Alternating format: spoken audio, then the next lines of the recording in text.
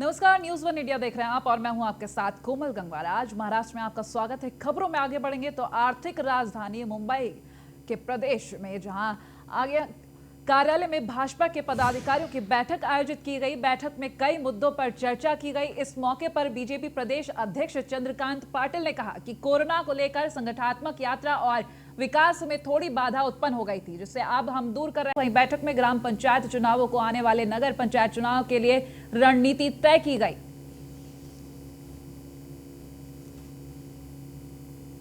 परिषद 6 हुई, उस चुनाव में हम हारे तो हारे, उसकी समीक्षा तो हम करेंगे यानी कि गत 2 दिन में बैठकों में एक विषय वो भी था।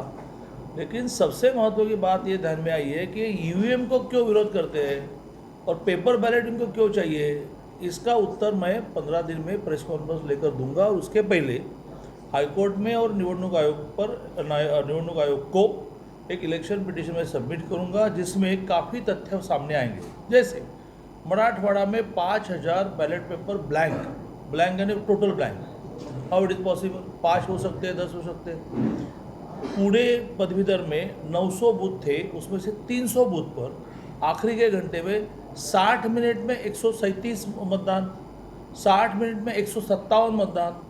तो हम आप पत्रकारों को पदवीधर का चुनाव में एक वोट डालने में कितना समय जाता है वो प्रेस कॉन्फ्रेंस में प्रात्यक्षिक दिखाएंगे। इतनी बड़ी 62 कैंडिडेट की मतपत्रिका रहती थी, उसको खोलने में समय जाता था। पहला आदमी आया अंदर, फिर उसने नाम कार्ड दिखाया, फिर वो आगे गया, इंक लगाई, फिर आगे गया, वो बड़ी मतपत्रिका मिली, वो गया वोट डालने के लिए, ढूंढा, फिर वहाँ के पेन से डाला। इस सबको 3 मिनट लगते हैं। तो 60 मिनट में 137, 157 कैसे हुए? और एक सेंटर, 2 सेंटर ठीक है, 300 सेंटर पे कैसे हुए? महाराष्ट्र में एक और जहां शिवसेना राष्ट्रवादी कांग्रेस पार्टी मिलकर सरकार चला रहे हैं, वहीं जमीन पर उनके कार्यकर्ता भिड़ते हुए नजर आ रहे हैं। मामला ठाणे जिले के भिवंडी के निंबावाली का है, जहां जल्द होने जा रहे ग्राम पंचायत चुनाव को लेकर मंगलवार को शिवसेना और एनसीपी के उम्मीदवार नामांकन भरने गए थे। निंबावाली गांव में पंचायत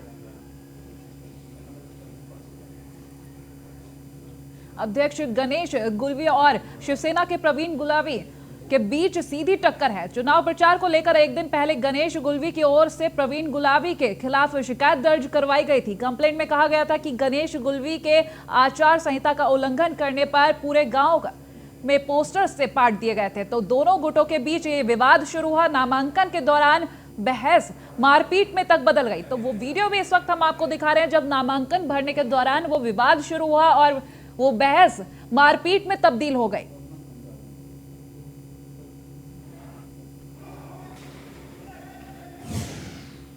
वहीं मुंबई में खुलेआम हो रहा प्रतिबंधित मांगुर मछली का पालन। बता दें, भिवंडी के पाडवा सोर गांव से हो रही मांगुर मछली की तस्करी। तो तस्करी कर मुंबई के बाजारों में बेची जा रही है ये मांगुर मछली। मलई साहू नाम का व्यक्ति मांगुर पालन का काम कर रहा है। तो भिवंडी के पडगा सोर गांव में होता है अवैध रूप से मछली पालन।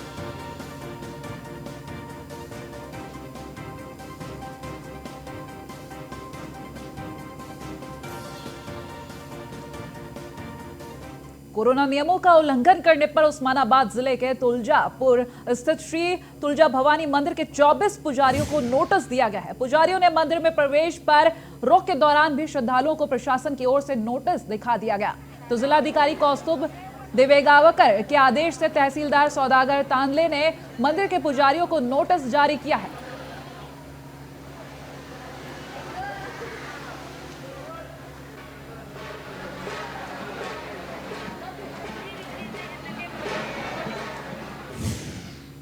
कोरोना वैक्सीन को लेकर राजनीति तेज हो गई है। ठाणे नगर निगम के शिवसेना पार्षद सिद्धार्थ ओवलेकर ने सरकार से अपने वार्ड में सबसे पहले कोरोना वैक्सीन लगवाने की मांग कर डाली है। कोविड वैक्सीन, कोविड शील्ड इस नाम से ट्रायल बेसिस पे जांच करने की परमिशन दी है, इजाजत दी है।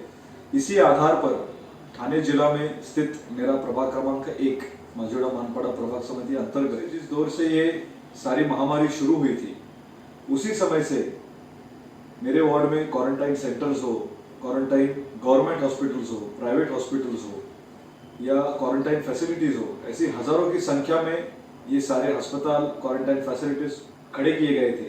जिस तरीके से ये वैक्सीन यहाँ पे वितरित किया जाएगा, वो सारा जो ट्रायल बेसिस का ये लसीकरण का जो आराखड़ा है, उसमें प्रभाग क्रमांक 1 को सबसे पहले प्राधान्य दिया जाए। जल्द ही मेरे वडोली स्थित कोविड सेंटर में इसका शुभारंभ, इसका जो पॉजिटिव एक कोविड शील्ड का लसीकरण का डोज है, वो वहां से शुरू होने वाला है। मैंने पालक मंत्री एकनाथ जी शिंदे साहब, महापौर नरेश जी मस्के साहब, हमारे महापालिका आयुक्त विपिन जी शर्मा साहब और हमारे वैद्यकीय अधिकारी मुरुडकर साहब, इनसे मांग की है कि जिस तरीके से ये वैक्सीन यहाँ पे वितरित किया जाएगा, वो सारा जो ट्रायल बेसिस का ये लसीकरण का जो आराखड़ा है, उसमें प्रभाग क्रमांक 1 को सबसे पहले प्राधान्य दिया जाए।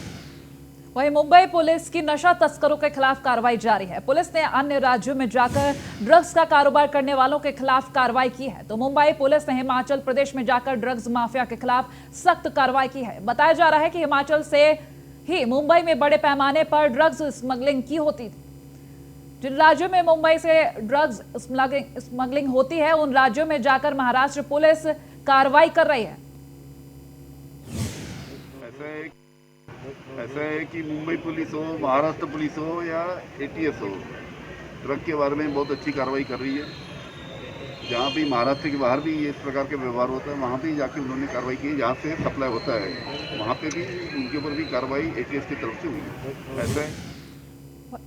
वहीं महाराष्ट्र में एक बार फिर से मराठा आरक्षण के लिए आंदोलन की तैयारी शुरू हो गई है। इस बार मराठा आरक्षण आंदोलन की शुरुआत जालना के सास्ट पिंपल गांव से शुरू हो रही है। तो जालना में आंदोलन को लेकर जन जागृति रैली का आयोजन किया गया। रैली में लोग महाराष्ट्रीय वेशभूषा पहने नजर आए। तो रैली के इस निर्णय को लिया गया। बता दें 20 जनवरी से जालना के सास्ट पिंपल गांव से मराठा आरक्षण आंदोलन की शुरुआत होगी और शांतिपूर्ण तरीके से यह आंदोलन किया जाएगा।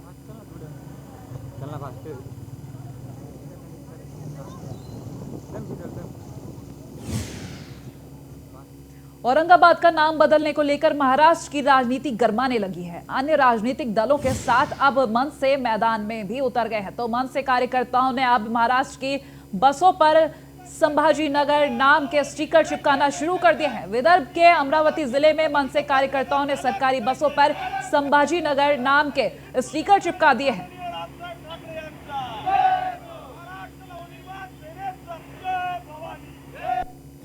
महाराष्ट्र नवनिर्माण सेनेच्या वतीनं संभाजीनगर मनसेच्या वतीनं 26 जानेवारीपर्यंत औरंगाबादचं छत्रपती संभाजीनगर हे नामकरण झालं पाहिजे अशी मागणी आहे। आणि त्या अनुषंगाने नाशिकमध्ये जसं समर्थन दिलं गेलं संभाजीनगर मनसेला, त्याचप्रमाणे अमरावतीतून सुद्धा शिवशाही बसला छत्रपती संभाजी महाराजांचं नामकरणाचं फलक लावून आम्ही सुद्धा समर्थन दिलं आहे। आणि उद्धवजी ठाकरे हे महाराष्ट्राचे मुख्यमंत्री आहेत, त्यांनी लवकरात लवकर आता तरी औरंगाबादचं छत्रपती संभाजीनगर महाराष्ट्र नवनिर्माण। नागपुर में लॉकडाउन के दौरान बढ़े हुए बिजली बिल को वापस लेने की मांग को लेकर लोगों ने महाराष्ट्र के ऊर्जा मंत्री डॉक्टर नितिन राउत के घर तक रैली निकाली। इस दौरान प्रदर्शन कर रहे लोगों को पुलिस ने बीच रास्ते में ही रोक लिया। इस दौरान आंदोलनकारियों ने स्वतंत्र विदर्भ की मांग भी की। वहीं आंदोलन को देखते हुए मौके पर भारी संख्या में पुलिस बल को भी तैनात किया गया है।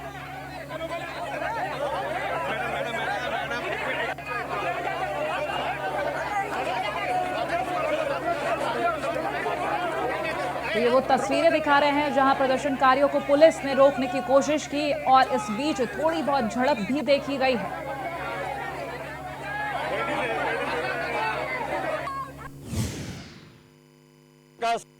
सरकार निवेदन देऊन शांततेने आंदोलन करून जर ऐकत नसेल तर मग जनतेला रस्त्यावर यावं लागेल। आर पारची लढा तर विदर्भ राज्य आंदोलन समिती आर पारची लढाई लढणार आहे।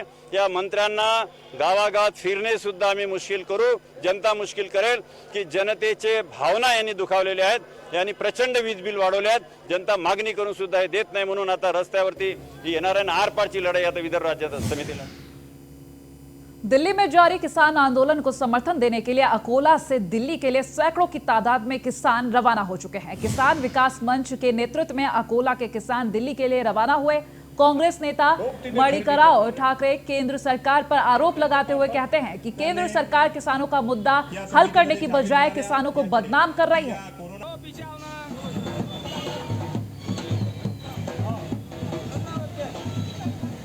तो ये वो रैली है जो अकोला से दिल्ली के लिए निकाली गई।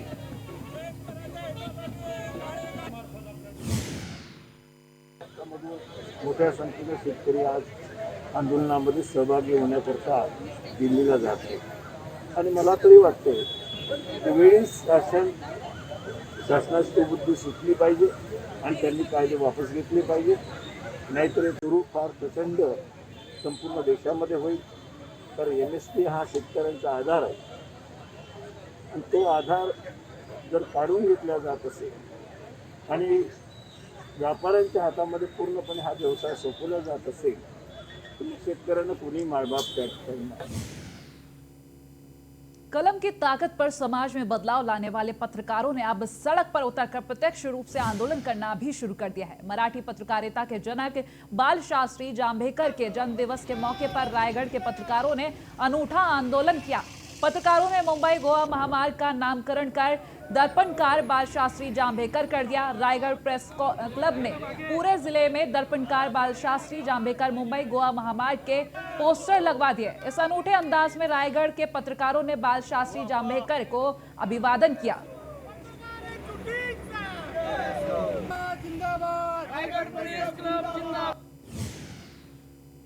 रायगड, रत्नागिरी, सिंधुदुर्गातील पत्रकार वेळोवेळी या रस्त्यावर उतरले, कारण या मार्गावर दररोज रक्ताचे सडे पडत होते।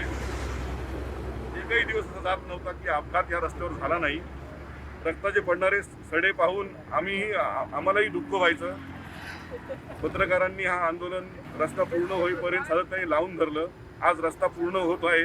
हा रस्ता लवकरात लवकर पूर्ण व्हावा आणि या रस्त्याला आद्य पत्रकार बाळशास्त्री जांभेकर यांचं नामकरण व्हावं, यासाठी आम्ही आज सगळे जमलेलो आहोत। रस्ता लवकरात लवकर सरकारने पूर्ण करावं आणि आम्ही आज जो नामकरण केलेलं आहे या रस्त्याचं, त्याला सरकारने अधिकृतपणा द्यावा।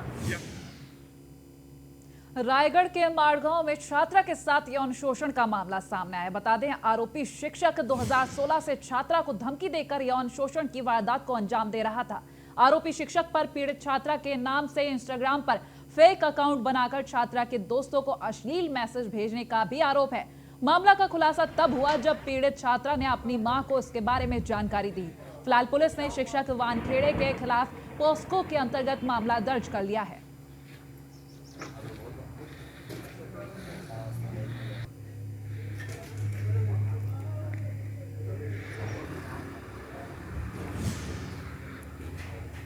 वहीं मुंबई पुणे एक्सप्रेस वे पर बोरघाट के पास ट्रक और टेम्पो में टक्कर हो गई। हादसे में टेम्पो सवार 3 लोग गंभीर रूप से घायल हुए हैं।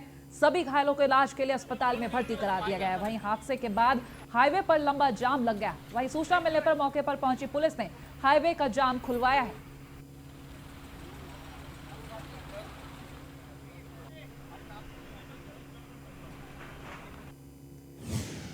मुंबई गुजरात सड़क मार्ग पर विरार के पास 3 गाड़ियों की आपस में टक्कर हो गई। हादसे में 2 लोग घायल भी बताए जा रहे हैं। वहीं दोनों को इलाज के लिए अस्पताल में भर्ती करा दिया गया है। वहीं हादसे के बाद तीनों गाड़ियों में आग भी लग गई, जिससे राजमार्ग जाम हो गया। वहीं सूचना मिलने पर मौके पर पहुंची दमकल की गाड़ियों की मदद से इस आग पर काबू पाया गया। तो वो तस्वीरें भी इस वक्त हम आपको दिखा रहे हैं कि किस तरीके से तीनों गाड़ियां आपस में भिड़ी और अचानक उसमें आग लग गई। तो हादसे में 2 लोग घायल भी बताए जा रहे हैं। तो अकोला में पुलिस ने बड़ी कार्रवाई की है। बता दें, अकोला से एक खबर हम आपको बता रहे हैं, जहां कमल सिंह उमराव सिंह बावरी के घर से भारी मात्रा में हथियार बरामद किए गए। तो पुलिस ने मौके से 3 तलवार, 5 गुप्ती, 1 कटियार सहित रामपुरी चाकू भी बरामद किए हैं। वहीं पुलिस ने मौके से आरोपी को गिरफ्तार कर लिया है। जानकारी के अनुसार आरोपी घर के अंदर अवैध तरीके से हथियार बनाकर उसे बेचने का काम किया करता था। तो ये वो आरोपी है जो हथियार के साथ गिरफ्तार किया गया है।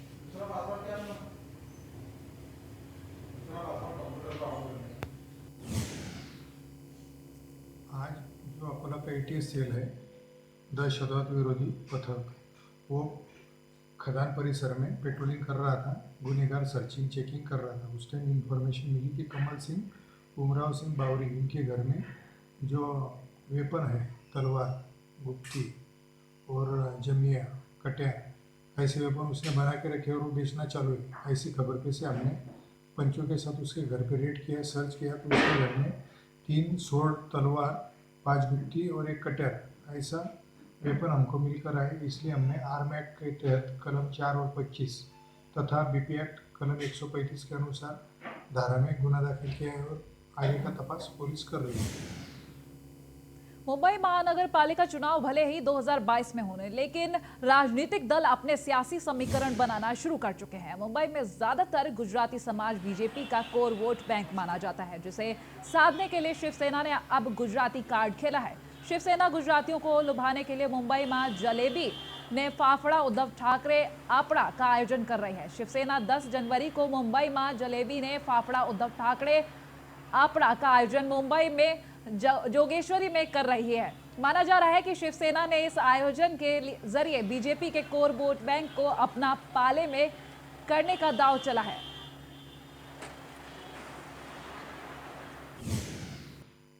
आपको लगता है कि शिवसेना गुजराती वोट के लिए मेहनत करती है, तो ये भी जरूरी है कि 92-93 में जो दंगल हुई थी उसमें बाला साहेब ठाकरे ने गुजरातियों को बचाने में मदद की थी, तो वो हम भूल नहीं सकते और उसको लोगों को याद दिलाना भी हमारा काम है, क्योंकि हमारे टाइम के लोग अभी नई पीढ़ी में फ़र्क है, तो उनको बताना पड़ेगा। इसलिए मेरा वे में हम समझा सकते हैं कि ऐसे लोगों ने अपने को सपोर्ट किया है तो उनको वोट करो।